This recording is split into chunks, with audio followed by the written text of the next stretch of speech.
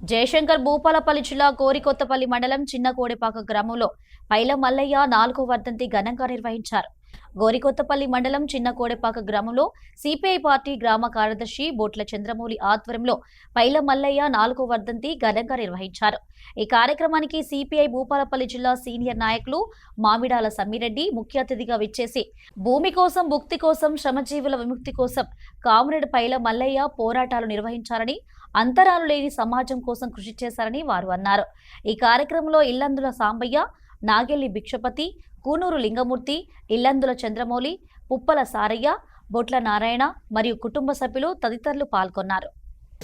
తాలూకాలో కానీ వరంగల్ జిల్లాలో కానీ అత్యున్నతమైనటువంటి కమ్యూనిస్ట్ ఉద్యమాన్ని నిర్మించినటువంటి మల్లయ్య గారు ఈ గ్రామంలో భూమి కొరకు, భుక్తి కొరకు, పేద ప్రజల విముక్తి కొరకు, ప్రజల చైతన్యం కొరకు నిరంతరం పనిచేసి ఆయన చనిపోయే వరకు కూడా కమ్యూనిస్ట్ ఉద్యమాన్ని ముందుకు తీసుకుపోయినటువంటి నాయకుడు పైల మల్లయ్య గారు.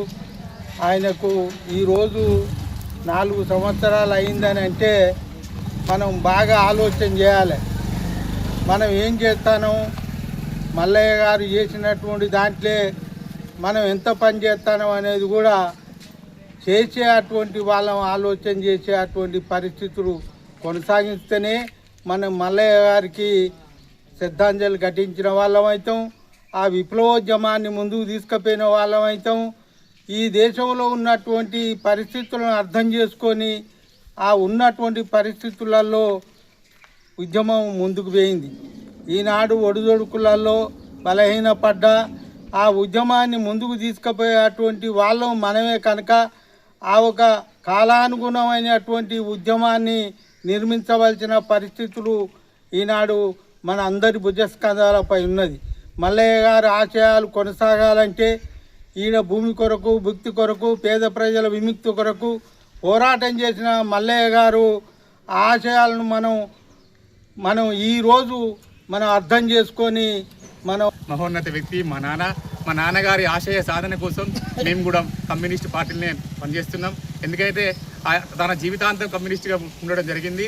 అదే మా నాన్నగారు కూడా మా దగ్గర మాట తీసుకోవడం జరిగింది.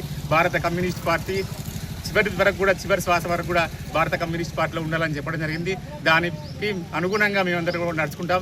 ఈ రాష్ట్రంలో, ఈ దేశంలో, ఈ ప్రపంచంలో కమ్యూనిజం అనేది ముందుకు పోతుంది. కమ్యూనిజం లేదనడం చాలా అబద్ధం. అది కమ్యూనిస్టు భావజాలాలు చాలా మంది లోపల ఉన్నాయి. సభ్యత్వం తీసుకున్నంత మాత్రమే కమ్యూనిస్ట్ కాదు, కమ్యూనిస్టు భావాలు ఉన్నటువంటి వాళ్ళు బయటకు వస్తారు.